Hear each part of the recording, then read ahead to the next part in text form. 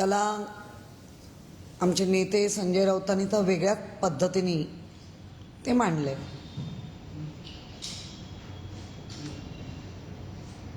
ज्या गोष्टी लोकशाही किंवा संविधान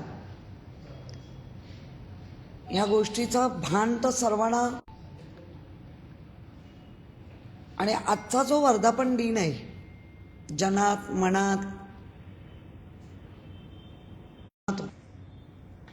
वर्षापूर्वी, मला वाटतं 1 वर्ष झालं खासदारांना, ज्यांच्या विरोधातच लढले, म्हणजे 2 शिवसेना एकमेकांच्या विरोधात लढले, तर मग त्यांची भूमिका त्यावेळेची बरोबर की आत्ताची बरोबर, याच्यावरनं लोक आता ठरवत आहेत. जन आणि मन जरा या ऐका त्याच्या खाली येणाऱ्या कमेंट्स आणि मग सांगा जनात की मनात. आणि जो वर्धापन दिन आहे, 5 वर्षाचं पोर सांगायला लागलं मी 60 वर्षाचं आहे असं म्हणत असेल तर ते योग्य आहे का?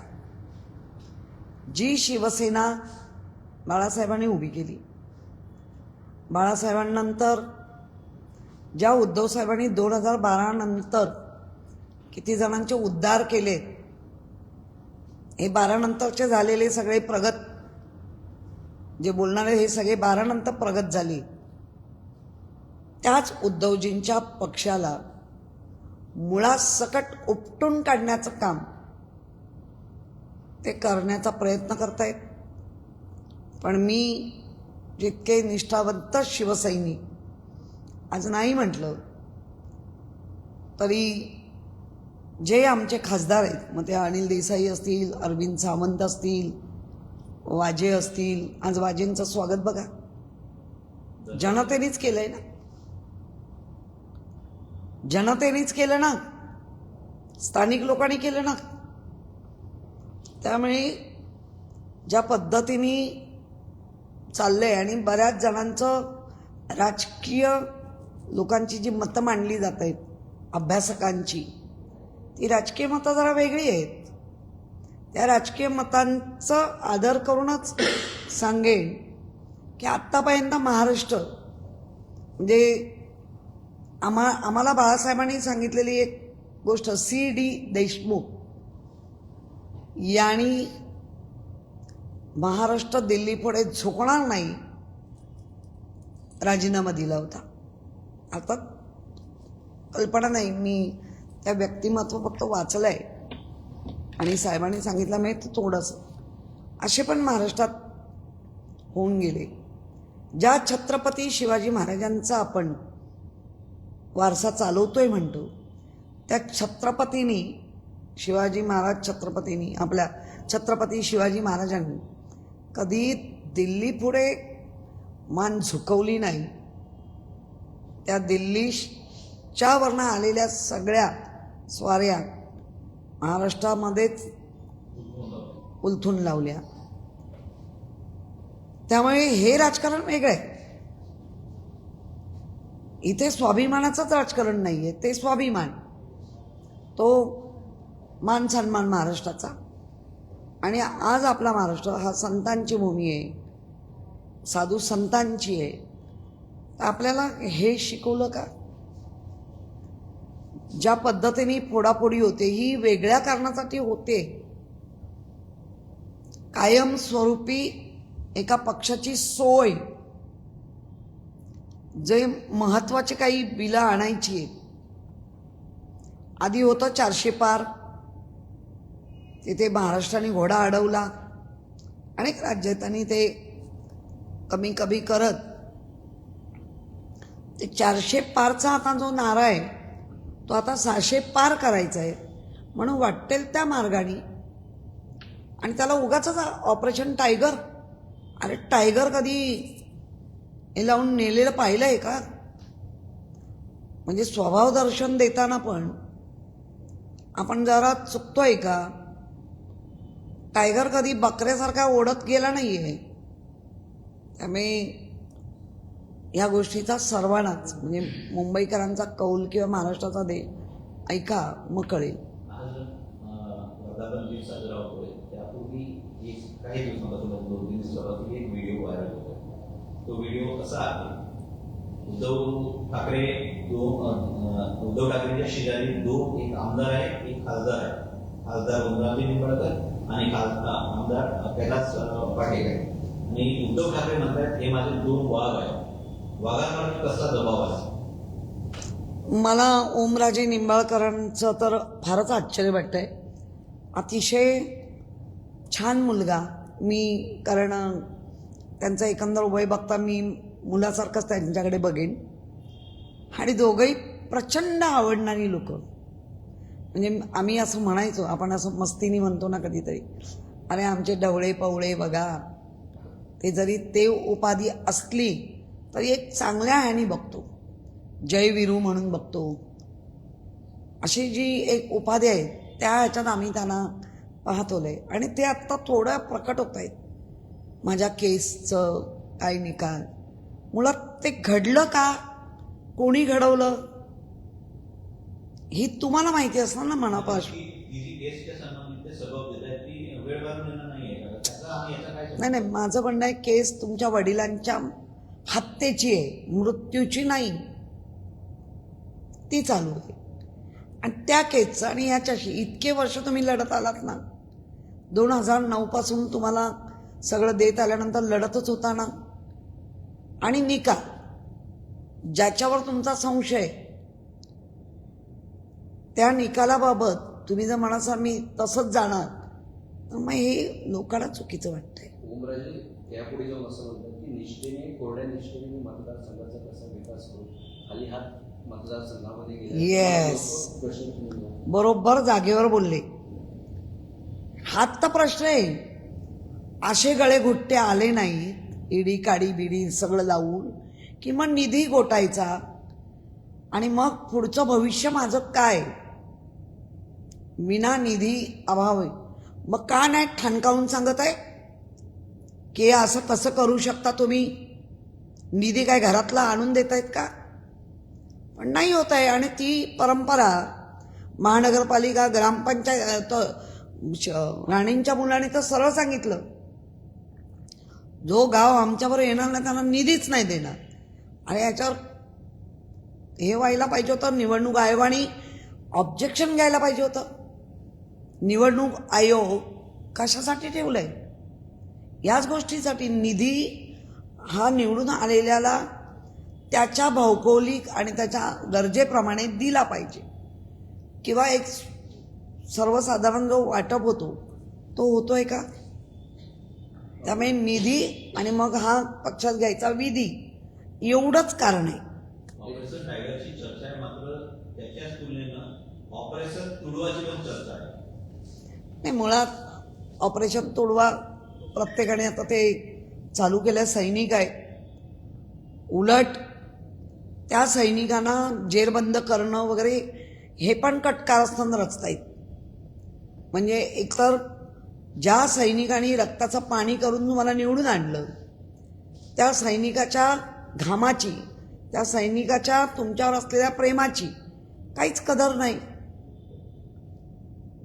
त्यामुळे चिडून तुडवणं हा जरी शब्द असला तरी वैचारिकदृष्ट्या तुम्ही तुडवलेच गेलात असं माझं म्हणणं आहे.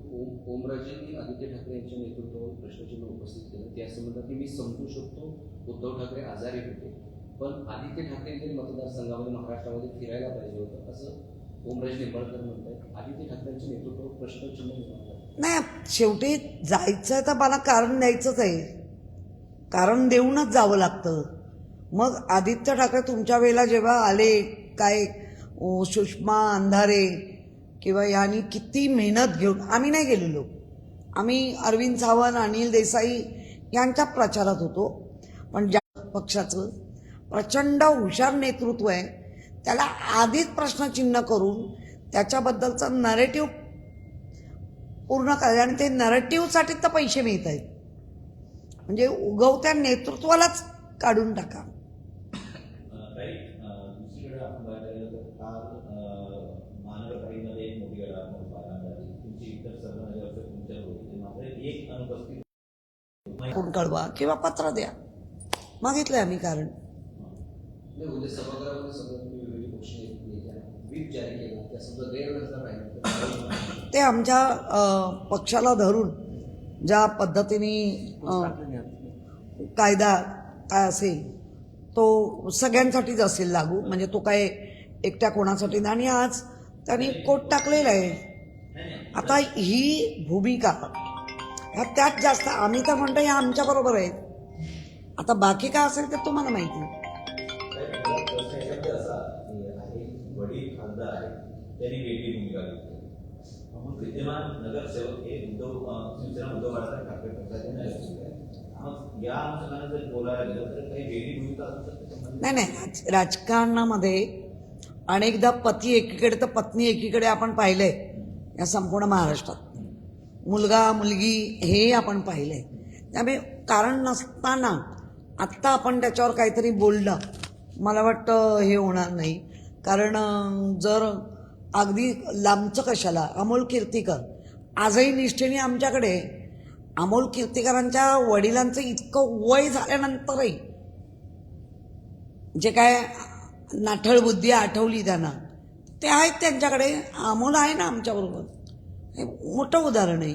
6 खासदारांच्या बंडलच्या पार्श्वभूमीवर आज वर्धापन दिन साजरा होतोय. ठाकरेपणा आज नाही, मुळामध्ये 6 ह्यांचा बंड झाला म्हणून काय होत नाही.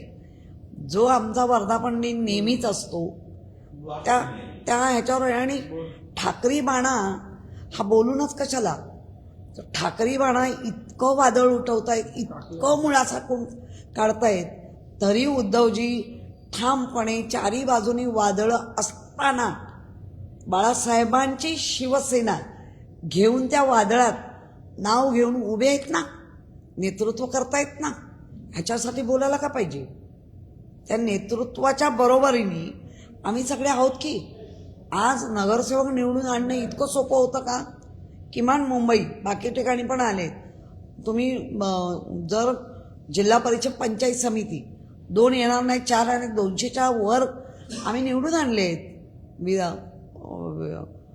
पंचायत समिती आणि विधानसभा आहे जिल्हा परिषद आणले आहेत ना.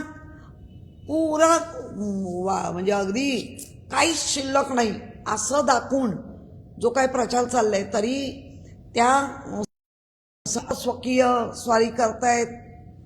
आप्तस्वकीय म्हणजे अगदी ह्याची नका घेऊ, नातेसंबंध म्हणजे आम्ही शिवसैनिक एकमेकांच्या रक्ताच्या नात्यात नसलो तरी प्रेमाच्या आणि निष्ठेच्या नात्यात आहोत की. संतोष बांगर यांनी दावा केलेला आहे की 14 आमदार सुद्धा फुटणार आहेत. नाही बघा, हे तर मला पण येतात फार असं उद्वेग आणि काय काय बोलावं. नीच आणि नालायक आहेत. त्यांना स्वतःची काय चाड आहे का. एकीकडे कधी कधी म्हणतात भाजप आम्हाला कुटतोय आणि भुरटे चोर आत्ता काहीतरी बोलतायत. काय बोलायचं आहे ना. ह्यांना आम्ही पण वाढताना आम्ही बघितलंय. आम्ही पण 40-42 वर्ष झाली या पक्षात. या गुलब्याच्या प्रचाराला आम्ही गेलोय. त्यामुळे काहीतरी बडबड नका. दिल्लीश्वरांना खुश करणारी लाज बाळगा, महाराष्ट्राची लाज ठेवा. बेस्टच्या कर्मचाऱ्यांचं आंदोलन संप सुरू आहे. त्यांच्या अनेक मागण्यांसाठी एकंदर 23,000 बेस्टचे कर्मचारी संपावर जाऊन बसले. बघा, बेस्टच्या कर्मचारी जेव्हा आता संपावर बसले, आम्ही त्यांच्या सोबत आहोत. आम्हाला जिथे जिथे त्यांच्या सोबत राहून आवाज उठवायचा तो आम्ही उठवणार. बेस्टचे आत्ता अध्यक्षा ज्या बाई आहेत त्यांना आधी तो संप समजून घ्यायला सांगा. आणि दुसरी गोष्ट, बेस्टच्या लोकांना आत्ता कळलं पाहिजे, जेव्हा बेस्टच्या बँकेची निवडणूक होती तेव्हा दिग्गज खाली उतरले, तुमच्या घरापर्यंत गेले, तुम्हाला कशाने खुश केले आम्हाला नाही माहिती. तेव्हा हा वायदा घेतला होता, त्या वायद्याचं काय झालं. म्हणजे आधी आपणच कुऱ्हाड घ्यायची, त्यांच्याने मारून घ्यायची. परंतु आज मी सांगते, संपूर्ण बेस्टच्या संपाशी आम्ही बरोबर आहोत. जिथे जिथे लढा द्यायचा आहे तिथे तिथे आमची युनियन आम्ही आहोत. काही प्रश्न आहेत ते आम्ही विचारू आणि बेस्टच्या लोकांबरोबर आहोत. प्रसाद लाड आणि शशांक राव यांच्या संघटनेने या एकंदरीत आंदोलनाला पाठिंबा दिला नाही. तर प्रसाद लाड यांनी असंही म्हटलं होतं की हे आंदोलन अगदी किरकोळ होईल, पण आता 100% कर्मचारी जे ते संपावर. प्रसाद लाडचं तर आपण पाहिलं आहे ते कसे मॅनेजेबल आहेत आणि ते मॅनेज कसं करतात बेसच्या बँकेच्या त्याच्यात पाहिलं आहे. आणि हा जो युनियनचा शशांक शरदराव निवडणूक होईपर्यंत काय बोलला आणि त्याच संध्याकाळी त्याने काय केलं. वडिलांची तरी चाड ठेवली पाहिजे. वडिलांनी बऱ्यापैकी चांगलं युनियनचं काम केलं. या मुलाला फक्त मॅनेज होणंच कळतं आणि आता बेसच्या लोकांनी समजून घेतलं पाहिजे. शशांक रावला हाकलून काढलं पाहिजे. संपकऱ्यांना पोलिसांकडून दमदाटी केली जाते. होणार ना, राज्य त्यांचं आहे ना. पोलिसांचा खराच असा संबंध आहे. पोलिसांनी नीट उभं राहावं आणि लॉ अँड ऑर्डर मेंटेन करावं. शांतपणे बसून जाते संपर्क. तुम्ही कोण, काय संबंध? लॉ अँड ऑर्डर बिघडवली तर आहे ना. त्यामुळे पोलिसांवर कुठून दबाव येत आहे, हे दबाव तंत्रच खराब आहे. शिवसेनेमध्ये शिवसेना उद्धव बाळासाहेब ठाकरे पक्षामध्ये उद्धवजी, आदित्यजी आणि वैदिक फक्त तिघेच उरणार असा रामदास कदम म्हणत आहे. जाऊ दे. ज्यांना ज्या ताटात जेवायला घातलं त्या ताटात वाट लावायची आणि ते ताट पुन्हा खायचं, अशा वृत्तीचा हा माणूस आहे. अरे तुरेच करणार, लायकीत ते.